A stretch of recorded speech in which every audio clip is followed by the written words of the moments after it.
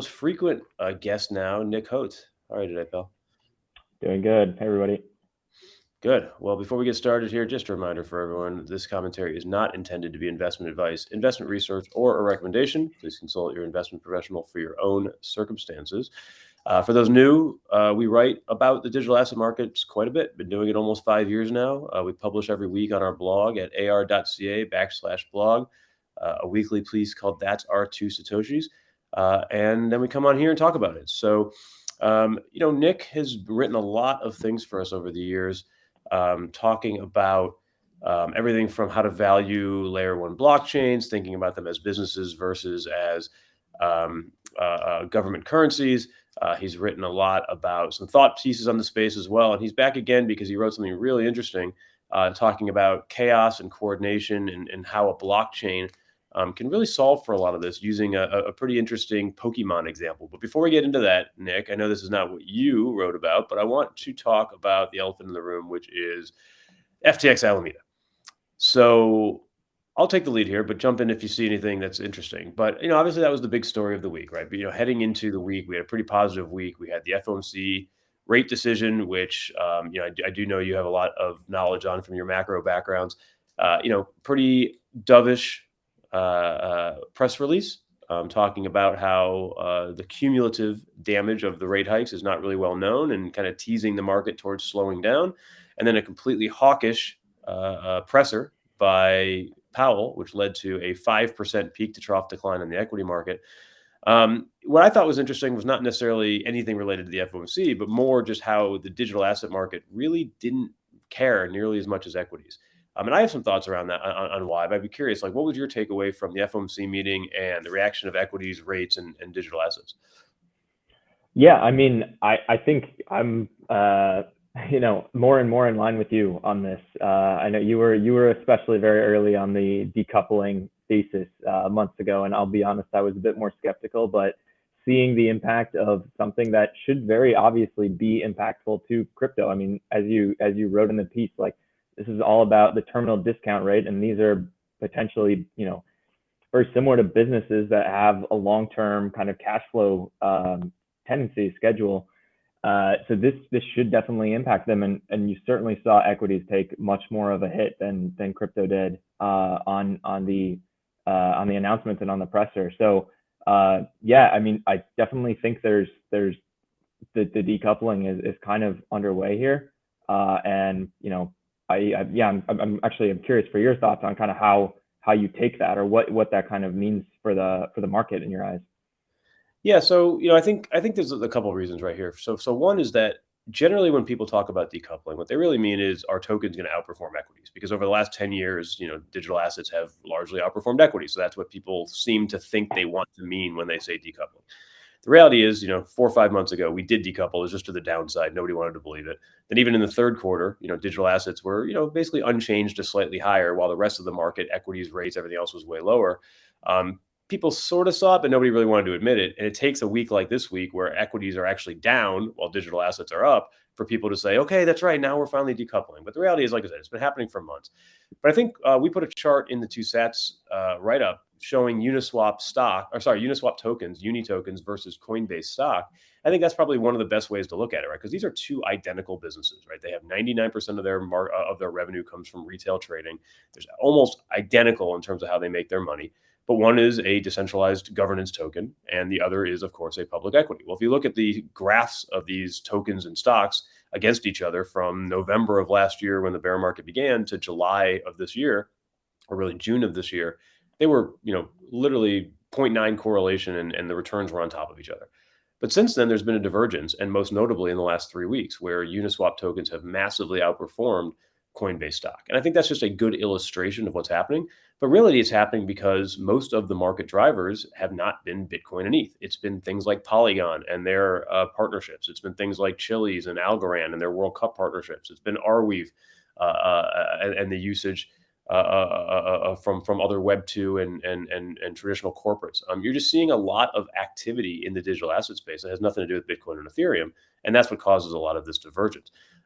So I think part of why I think digital assets as a whole might be outperforming equities right now is that going back to what you said about terminal rates, the rate of change of interest rates this year has been bad for everything, right? When you go from zero interest rates to 4 to 5% interest rates that fast, it's going to affect everything negatively. But once you actually get to a terminal rate of 4 or 5%, it affects different businesses, or affects businesses differently, rather, right? 4 to 5% historically is still very low relative to what average interest rates have been over the last 50, 60 years.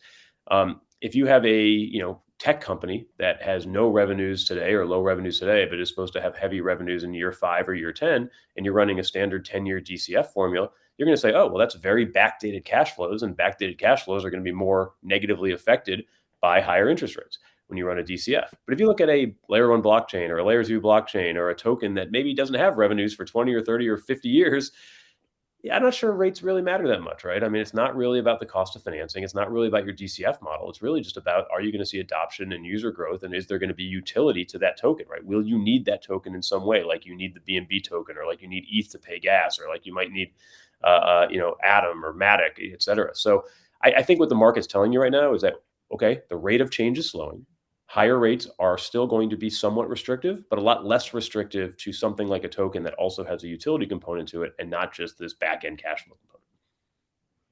Yeah, and another thing I think that would be more on the macro side too is just the fact that you've had the yield curve flattening so much that you've had the short end rates have been coming up quite a bit, but those back end rates have been holding pretty steady. So naturally that flattens the curve, and since a lot of those cash flows, like you mentioned, are farther out, it's going to be moderately less impactful, I think, on the businesses of the type that a lot of these digital asset companies are. Exactly. So we'll see. We'll see how long this divergence can happen. But I feel pretty positively that if you want to be investing in digital assets right now, look for these idiosyncratic news events. Look for the growth stories. Look for the conferences and events. Look for the software upgrades. Look for partnerships. Look for things that affect the token by itself, and not just try to rely on your macro skills, because I think that's largely over with. Speaking of idiosyncratic events, we'll move on to the big story. For those who want to know all the background, I encourage you to go to our actual blog and read it, because we lay it out. But the big story is Binance versus FTX. There's been stories about Alameda, which is the hedge fund that was started and run by Sam Bankman-Fried before he started FTX. All kinds of rumors about Alameda's insolvency and whether or not FTX is insolvent. There's a lot there. I'm not going to comment on whether or not they are or are not insolvent on this right now. But what I will say is that there's a lot of interesting takeaways to just the way this went down in a very short period of time. The first of which, I'm going to give you a history lesson here. There was a company called Knight Capital in 2012 that had a fat finger trading loss and lost over $500 million in one day. This was a publicly traded company with public financials. Everyone knew them. Everyone knew what it was looking like. There was analysts for weeks trying to get to the bottom of whether or not Knight Capital was actually solvent, and nobody knew. And that's with a very heavily regulated financial publicly traded company. Yet here in the blockchain world, in less than 24 hours, half of crypto Twitter was incredibly confident that Alameda and or FTX was either solvent or insolvent. And this is just really interesting, right? Because part of it is because of the transparency of the blockchain, where you actually have real time information into assets. But part of it is also that these are still centralized companies, and centralized companies never give you the whole truth, right? This is not a decentralized protocol where everything is on chain. Only pieces of it are on chain. So you're basically taking half information that is very accurate, but it's only half the story, and trying to draw conclusions from it. So I think this is both a positive and a negative. I think from a positive standpoint, it really does show that blockchain technology matters. The ability to get real-time 8Ks or real-time information into everything from who's selling FTT to stablecoin balances to, oh, Binance just moved this on chain, or here's the other holdings of Alameda that they might have to sell, or here's the FTX replenishing their wallets, et cetera. All of these blockchain publicly transparent tools are awesome. And if you are in finance right now, you better learn how to read Etherscan and other blockchain explorers, because this is going to be a big part of your analytic abilities going forward. That's the positive. On the negative, data by itself without proper interpretation can get really messy, right? We've seen bank runs in finance started on much less. And even if there's absolutely nothing to this story, there's a handful of people out there, or more than a handful, who think it is real. And if that happens and you start seeing everybody pull their money out of FTX all at once, or anywhere else, for example, that can cause a problem that maybe wasn't even a problem to begin with. And the biggest thing here is, if you look at the pattern of all the problem areas year to date, from your bankrupt companies, like your Celsiuses and your Voyagers and your Three Arrows to, Babel and Vault and all these others, to, companies that are not bankrupt, but certainly having their own issues like, BlockFi, Galaxy, Crypto.com, Gemini, Genesis, you name it. There's one thing in common here, right? These are all centralized companies that have humans making decisions, which is obviously very different than a decentralized protocol where it is 100% code that is making all the decisions, and therefore there's no ambiguity. And I think this is, to me, a really important takeaway from all of this, which is that the data itself only matters if you're analyzing all of the correct data, not just a piece of the data that has been given to you. And the way to solve this is not regulation. You don't need more regulation. What you need is more transparency from the exchanges, from the lenders themselves into, here's our wallets. You can track it to see exactly how liquid we are. Here's exactly how often we will release this information, et cetera. These are two big, well-run companies. Independent of what turns out, I think it is just another example that fully on-chain, fully transparent is better than not. Anytime you force the market to speculate without full information, it is going to be worse than the actual outcome, just because nobody likes uncertainty.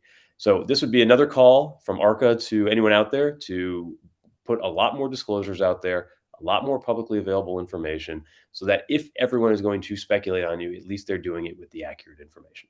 So I'll pause there and we'll move on to the next part. But Nick, any final thoughts on that, or any other things that sparked your interest from what's going on with FTX and Binance? No, I think you pretty much have it covered there. Yeah, nothing else to add. Yeah. Okay. Well, hopefully this blows over quickly and everybody in this industry is fine. But again, great. Another giant check mark for transparency and another knock against the industry for the lack of voluntary transparency. So let's hope that there's some positive change that comes from this. All right, let's get to the main event. You wrote something that my kids understood more than I did, which is Pokemon. So why don't you jump into really the genesis of why you wrote about this? What sparked you thinking about this again, and what you think something from the '90s regarding Pokemon and Twitch is relevant today in today's blockchain world of governance and coordination. Yeah, so I've been thinking about this idea of kind of like the fundamental value that public blockchains provide, and kind of what the like long-term potential is that they could provide society. For a while now, I just really haven't been able to kind of, I think, frame it in a way that's explainable even to me, or have like a good example for like how it's valuable in the current moment. And I just kind of randomly started thinking about this game that occurred on this streaming platform called Twitch, where they crowdsourced the whole community to play this game from the 1990s called Pokemon Red. And so in this game, you have this character who walks around in a 2D world, and you battle and collect Pokemon. And there's not that much you can do. It's a old game, so there's like, you can go up, you can go down, you can open up your backpack. But like generally the community was able to select what the player did. The kind of bugaboo was that this game got up to 120,000 simultaneous players. So you can imagine that gets pretty chaotic. So essentially, it's just picking random commands that people were issuing in the chat as the action that he would take, and that's kind of where this became really kind of a mess to try to beat this game, and that's why it became a phenomenon, just because of how much of a total car crash it was. Do you remember at the time when you were playing this? Do you remember thinking this is never going to work? Or do you remember thinking like, wow, this is cool. If you get all these people, we can get to a better outcome. Like, any idea what the collective thought process was on whether or not this was achievable? I think so. I got into it probably like halfway through, and I mean, I certainly didn't think we were going to have a better outcome from this. It was pretty obvious the moment you logged on. I mean, he's basically just spinning in circles half the time. That it's a complete mess. I mostly just thought it was really interesting to see the kind of coordination effort that was required to try to do this. And yeah, I mean, it was really just that fascination and kind of the the community that was built around it as a function of being able to play this all together and kind of try to overcome the adversity of many other players who were not trying to progress the game forward. Sure, and look, I mean, obviously, the parallels here is in a blockchain world, we can be better coordinated now. We can put incentives into to a desired outcome. But as we've seen with many DAOs, I mean, Sushi Swap, for example. I mean, sometimes when you have too many people making decisions, it just, regardless of what the right decision is, you just never get to any decision because there's just too many people with opinions, right? I mean, there's a reason that monarchies generally work more than democracies, just in the sense of actually getting things done, right? Democracy might ultimately get to a better outcome, but it certainly takes way, way, way longer to get there than a monarchy, right? Even startups, right? I mean, most startups have a single decision maker in the beginning, and whether he or she makes the right decision is sometimes less important than the fact that at least a decision is made. Whereas, as we've seen with some of these blockchain-based startups and DAOs, they can't even get out of their own way. It's just too hard to coordinate. So what were some of the positives and negatives, in your opinion, about what happened with this Pokemon experiment, as well as like where you think blockchain can maybe improve upon the process in the future if you had to run the same exact game? Yeah. So, I mean, I think one positive, or I mean, you can take it as either, but generally the community, there's a pretty obvious majority that was of honest actors who wanted to win the game. It was just structured in a way that it was difficult for the honest actors to progress the game forward, and the fact that even if you were an honest actor, you didn't necessarily know the best move at any given time, right? Just because you can play chess doesn't mean you're a grandmaster. So to have these kind of two factors pushing back against how well they could do was, I think, really limiting for decentralized governance. I think that's very similar to something like sushi governance, right? Where, okay, yeah, there probably are some people who aren't interested in sushi's best interest, but most people are, and they just don't agree on how to kind of push forward to that end goal. And the way I kind of thought about this was understanding that there needs to be an agreement on what the actual outcomes you want to achieve are prior to you being able to get somewhere with the incentives that create the ability of the community to organize and coordinate in a way that's productive. So something like a constitution, which some DAOs do have currently, that gives everybody at least a framework that they are supposed to agree on to outline their objectives, I think would go a really long way in fixing some of these problems. Yeah, and I think there's a case to be made of the wisdom of the crowds, right? I'm sure most people have heard of the example of, like, if there was a county fair where they had this giant jar of jelly beans, and they had everybody guess, one guess how many jelly beans were in there, and if you actually look at the answer, it was very close to the arithmetic mean of the guesses, right? There were certainly some outliers, high and low, but the mean, the wisdom of the crowds generally gets you to the best answer. The problem is that's a very objective analysis. It's just how many jelly beans are in the jar. A lot of DAO governance and even has so many different permutations and things that you can submit as a proposal, or things that you can vote on. That's really hard. Whereas if you had very clear rules about, like, hey, this is the date we're going to vote 4 times a year, or this is exactly the 3 or 4 things that we can vote on, you probably would get mostly positive outcomes, right? I mean, Nexus Mutual is a good example, right? Nexus Mutual, for the most part, runs very similarly, in the sense that the NXM token holders get to vote on whether or not a claim that has been initiated will be processed. And there's very defined carrots and sticks to ensure that people vote in the best interest of honesty. And thus far, Nexus Mutual has largely succeeded in terms of having the right outcome for insurance claims. But that is very black and white, right? Some of these things that are less black and white are really hard. And that's why I think the Pokemon Twitch example is really interesting, because there was only so many things you could do, right? It was, A, B, up, down. There was only so many different things you could do. My guess is if there really was a correct blockchain-based voting system that said, should we do A, should we do B, should we do up or down? You probably would, if you had that many people, what'd you say, 120,000 people playing at the same time or something like that. If you have that many people, chances are you are going to actually get the right outcome with that many people contributing, as long as it's very clear cut on what you're voting on. So I thought, I think, as you pointed out in the article, there are certainly some substantial costs with decentralization.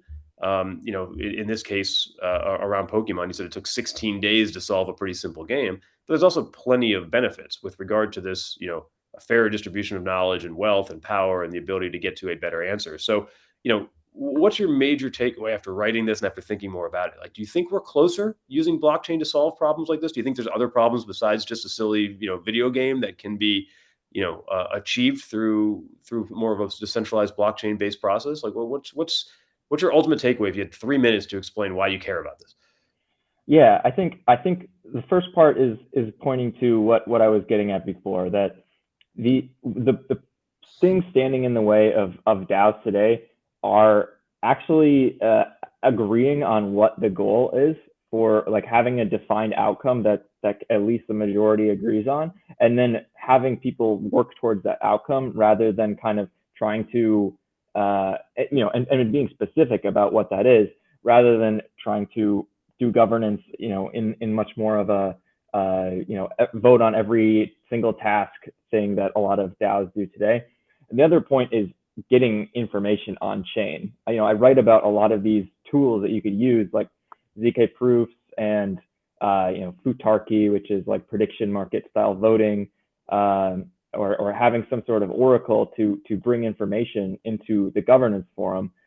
These are all things you can only do when you have data that is on chain. So the big blocker here is we have a lot of things that exist in the real world, and we need that information to be on chain so that we can process it and put it through governance in a way that helps the kind of the productivity and the of this kind of decentralized entity. Yeah, for sure. Well, look, I think this is, I think this is one of those articles that I'd encourage everybody to go actually on our website and read it. Nick put a lot of really good detail in there about this story of Pokemon and Twitch, and kind of how it relates to today's blockchain-based voting and decentralized organizations. It's a really interesting, fascinating read. Again, I'm not sure you answered it, but what made you think about this? Like, were you just laying in bed one night and you're like, huh, I remember this from 10 plus years ago? I think that was, yeah, probably just some random shower thought or something. I'm trying to think what it was, but I'm not sure. Well, I'm sure everybody has done the same thing you and I have done, which is like you just constantly kind of thinking about, wow, could we do this better or different, using new technology today? So that's Mm. part of what I love about this space, is that you can apply a lot of old processes to new technology, and see where you go with it. So that's it for this week, guys. I appreciate everyone listening. Again, check out the blog at ar.ca/blog. You can obviously talk to Nick or myself on Twitter. Nick is at Nick_Hotes. Always has some fascinating ideas around valuations and governance and macro. So, give him a follow, talk to him online, and we'll be back again next week. So that's it. That's our two Satoshis. Thanks, everyone. We'll see you next week. All right. Thanks, everybody. Thanks, Jeff.